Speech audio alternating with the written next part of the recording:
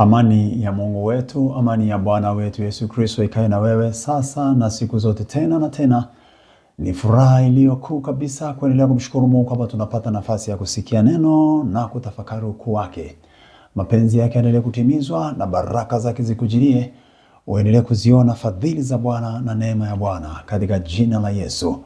Hongera kwa Jumapili hii, lakini pole kwa changamoto zozote. Inawezekana tangu Jumatatu mpaka sasa, lakini bado tunaweka tumaini letu liko kwa Bwana. Imani yetu bado iko kwake, tukijua kwamba ushindi upo, ushindi upo, ushindi upo kabisa. Haleluya.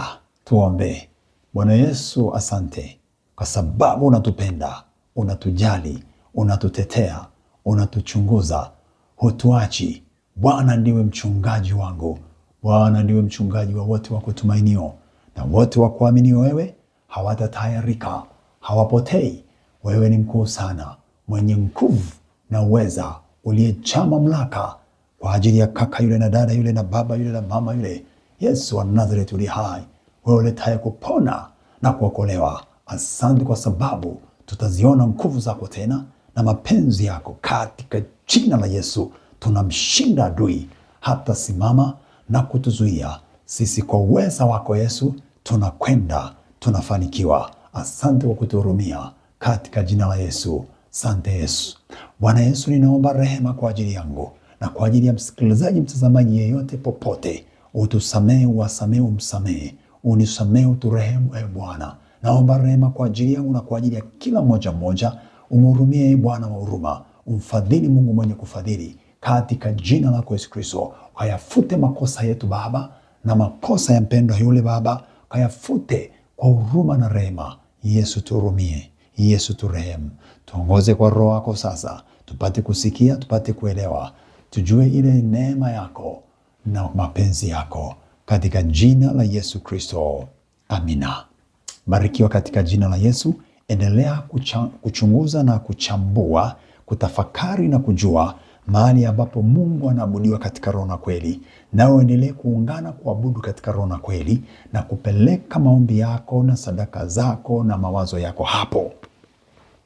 Ni muhimu kutambua ni nani anayetufundisha haya na kutuelekeza katika hayo. Ni Yesu mwenyewe, kwamba Mungu anatakiwa abudiwe katika roho na kweli. Yohana 4:24. Yohana 4:24 anasema Mungu ni roho, na wote wamwabuduo imewapasa kumwabudu katika roho na kweli. Sasa kama Yesu ndiye anayesema hivyo na anataka hivyo, sisi tukiabudu tu olela olela, tukawa hatujui kwamba hapa ndipo pa kuabudu katika roho na kweli, basi tutapotea, tutakuwa tumekiuka, tutakuwa tumeenda kinyume na mapenzi ya Bwana.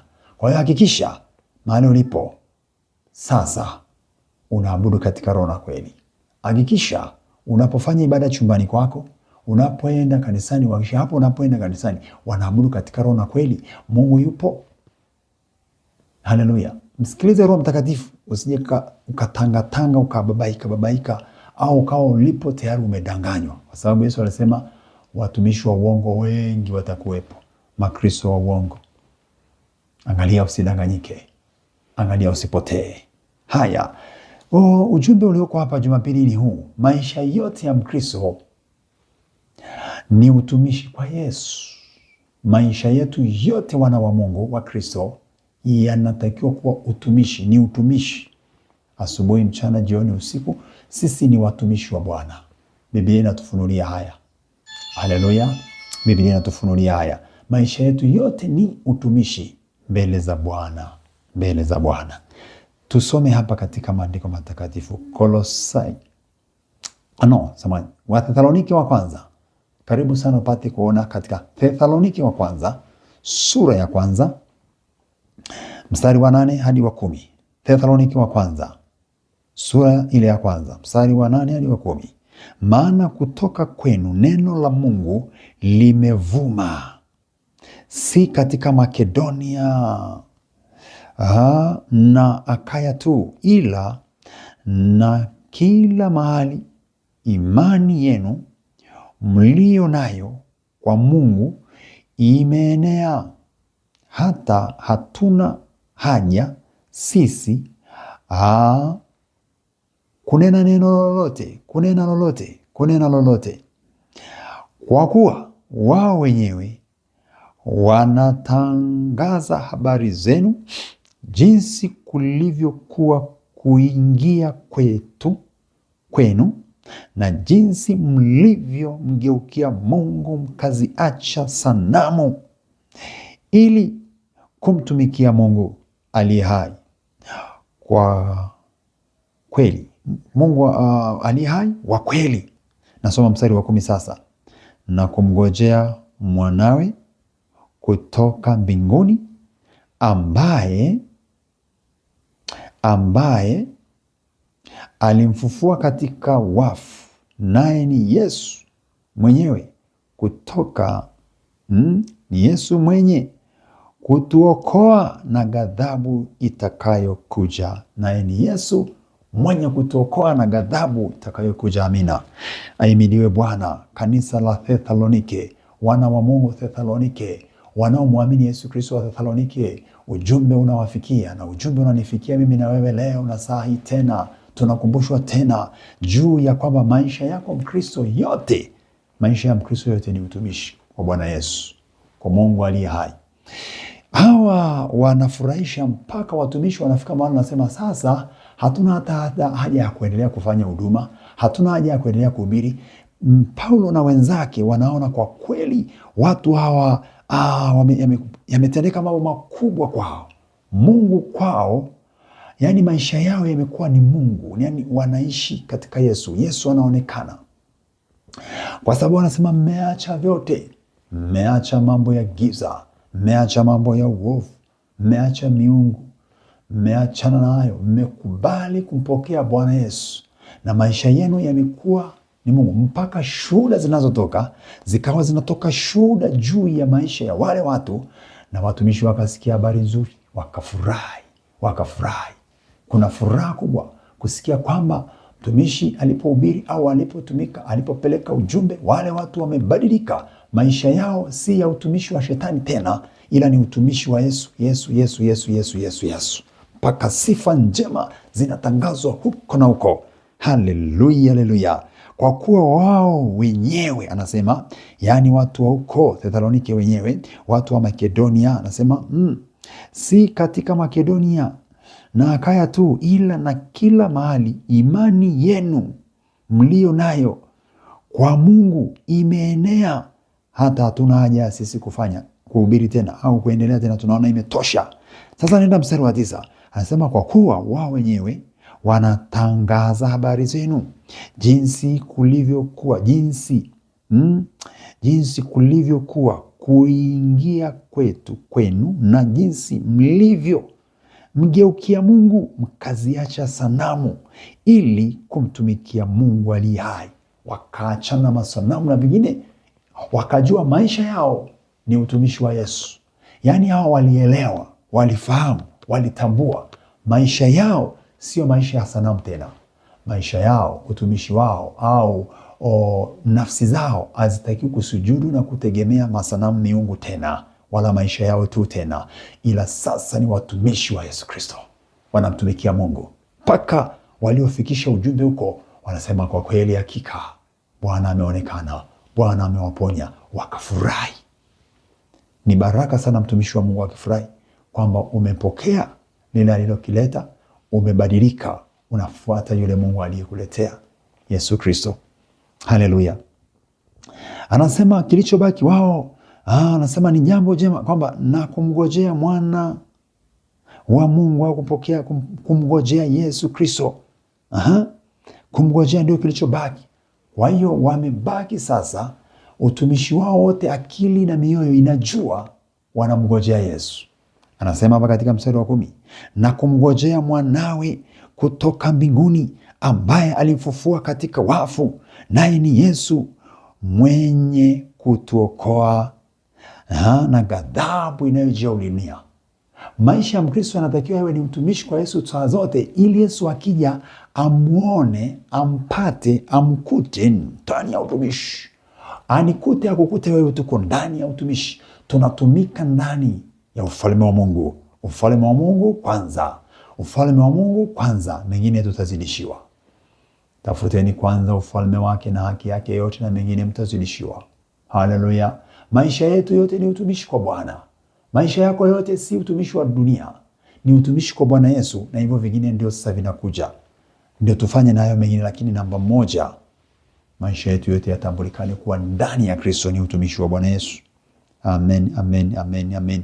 Kwa hiyo akili zao zinajua wanamngoja Bwana. Wako wanamngojea Bwana. Wako wakimngojea Bwana. Jina la Bwana litukuzwe sana. Litukuzwe sana. Litukuzwe sana. Acha nirudi kidogo kwenye Agano la Kale alafu nirudi tena Agano Jipya. Niende kwenye Kumbukumbu lile la Torati. Bwana Yesu apewe sifa, ahimidiwe milele. Atukuzwe sana kwa kuwa anatupenda sana, anakupenda sana. Kumbukumbu la Torati 10:12. Kumbukumbu la Torati sura ile ya 10. Ninakwenda kusoma mstari wa 12. Kumbukumbu la Torati 10:12. Maandiko matakatifu hapa yanatufundisha, anasema jambo jema kabisa. Na sasa, sikiliza anavyosema hapa. Kumbukumbu la Torati 10:12. Na sasa Israeli, Bwana Mungu wako anataka nini kwako? Ila umche Bwana Mungu wako na kwenda katika njia zake zote na kumpenda na kumtumikia Bwana Mungu wako kwa moyo wako wote na kwa roho yako yote, kuzishika amri za Bwana na sheria zake ninazokuamuru leo, upate uheri, upate baraka, upate mafanikio, upate kujibiwa, upate kushinda. Haleluya. Na sasa wakaambiwa, sasa Mungu anataka nini kwenu? Mimi na wewe, Bwana Yesu anataka nini kwetu sasa? Nini Yesu anataka kwetu? Nini anachokitafuta kwetu yeye? Ni sisi kumwabudu, kumtumikia, kumwabudu, kumtumikia na kumwabudu. Tosha. Tumtii, tumwabudu, tumtumikie. Kwa sababu kusudi la kuletwa sisi duniani ni kumtumikia. Tuzae matunda. Nitarudi kule kwenye Yohana, kuna mahali utaona sema Yesu, na sasa Bwana anataka nini kwako wewe Israeli wa leo, yani mimi na wewe. Bwana anataka nini kwetu?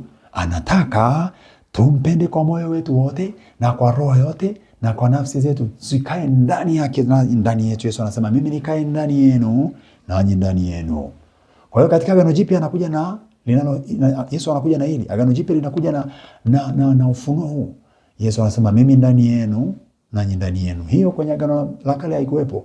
Yesu anakuja nao, yeye ndani yetu na sisi ndani yake. Ndio kumpenda kwa moyo wote, kwa roho yote na kumtumikia kwa roho. Ibada zinazoongozwa na Roho Mtakatifu. Kanisa linaloongozwa na Roho Mtakatifu. Tafuta, jua, ona, tambua. Mtumikie Yesu kwa roho, sio kwa mwili. Usitumikie dunia. Umeajiriwa sawa, kwenye kuajiriwa kwako, angalia. Hata usishindwe kumtii Yesu, kamtii bosi wako kuliko Yesu. Angalia kazi isikutawale na pesa na mali zikakutawala, zikakunyima kumwabudu na kumtumikia Yesu kwa mali zako na kwa moyo wako na kwa vyote. Angalia, Bwana anataka nini kwako? Wakaambiwa, Mungu anataka nini kwenu? Mungu anataka umpende kwa moyo wenu wote, kwa akili zenu zote, na kumzishike sheria zake, maagizo yake. Ndio Mungu anataka. Haleluya, haleluya sana, haleluya. Kumpenda Mungu kwa moyo wote. Maana yake moyo wote wa mtu uenee au ujazwe roho wa Mungu. Sasa tunasema ujazwe Roho Mtakatifu, ujazwe roho ya Yesu. Kumpenda kwa moyo wote, maana yake ni kwamba moyo wote uenee Mungu, Yesu. Akili zetu, macho yetu, kazi zetu, tembea zetu zijazwe ni Yesu. Ni Yesu. Shalom sana, ni Yesu. Bwana Mungu anataka nini kwako mpendwa? Bwana Mungu anataka nini kwangu? Yesu anataka nini kwako sasa? Kumpenda kwa moyo wote, kumtumikia. Tumikie. Maisha yako yote yaonekane ni utumishi mbele za Bwana Yesu. Maisha yangu na wewe yaonekane yote ni ndani ya Yesu, ni katika utumishi, kumtumikia Bwana Yesu na si vinginevyo. Haleluya sana milele. Angalia anavyosema Yesu katika Yohana 15. Yohana sura ile ya 15. Angalia anachotuambia Yesu hapa. Maisha yote ya Mkristo ni utumishi kwa Yesu. Anasema hivi Yesu, Yohana 15:16. Anasema, si ninyi mlionichagua, bali ni mimi niliyewachagua. Narudia tena, si ninyi mlionichagua mimi, bali ni mimi niliyewachagua ninyi. Anasema nami nikawaweka muende mkazae matunda, na matunda yenu yapate kukaa, ili kwamba lolote mwombalo Baba kwa jina langu awape, ili lolote mwombalo mpewe. Yesu anaeleza kusudi la kutuchagua, kusudi la yeye kutoka mbinguni, akateseka, akaibishwa, akawekwa msalabani, kaingia kaburini, akatoka yu hai sasa. Kusudi lote hilo na kutuweka, anasema ni ili sisi tuzae matunda.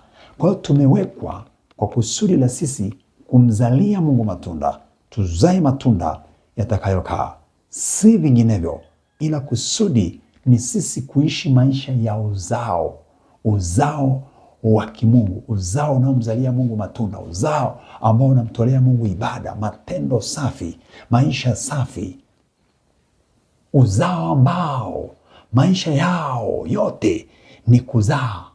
Ukiweka mazao shambani unategemea yakuzalie. Umeotesha mchungwa, hautarajii kuona mchungwa unakosa matunda. Mparachichi, hautarajii kuona mparachichi unakosa matunda. Hautarajii kuona ndizi zako shambani kwamba hazizai, unatarajia kuona zinazaa. Kwa hiyo umeziweka ndizi, maparachichi, maembe, matunda, mahindi, sijui na vingine, tunaviotesha, tunatarajia, tunangojea kuvuna matunda, kuvuna matokeo mazuri, si mabaya. Na sisi tumewekwa kama mti. Yesu anasema sisi ni tawi, na tawi lisilozaa litakatwa na kutupwa nje. Kwa hiyo jitahidi kumzalia Mungu matunda. Yaani maisha yetu yawe siku zote tunatembea na Yesu, tunaenda na Yesu, tunakaa na Yesu. Na Yesu anasema popote alipo anataka tuwepo. Maana yake ni kwamba saa zote tumzalie matunda. Tuonyeshe kazi ya Bwana. Tuangaze kote. Mungu akuangazie na wewe endelea kuangaza. Umeangazwa, angaza. Ishi maisha ya kumpendeza Bwana Yesu. Tumewekwa kwa kusudi la kuzaa matunda. Kwa hiyo kusudi la kuwekwa ni sisi kuwa watumishi wa Bwana Yesu. Mtu na atuhesabu hivi kuwa tu watumishi wa Kristo na mawakili wa siri za Mungu. Mtu akikuona hesabu na kujua wewe ni mtumishi wa Yesu, ni mtoto wa Yesu. Amen. Baba yangu na Mungu wangu, ninakushukuru kwa ajili ya neema yako. Asante Bwana Yesu. Ninaomba gusa moyo wa huyu mtu aliyesikia na atakayesikia. Masikio yakasikie, na moyo ukaelewe, na moyo ukaponywe kwa jina la Yesu. Naomba mbariki sana. Naomba mbariki kila mmoja. Naomba jaza nguvu zako, na ikemea roho ya dhambi inayotawala na kusumbua maisha ya mtu huyu. Na ikemea wewe roho ya dhambi, toka. Roho ya magonjwa, toka. Roho ya uovu, toka. Roho ya taabu, toka. Roho ya unyong'onyevu, toka. Roho ya mateso, mwachie huyo, toka nje haraka kwa jina la Yesu. Nguvu za Mungu ni kuu sana Baba, zikamshukie mtu huyu na sisi sote tupate kuponywa.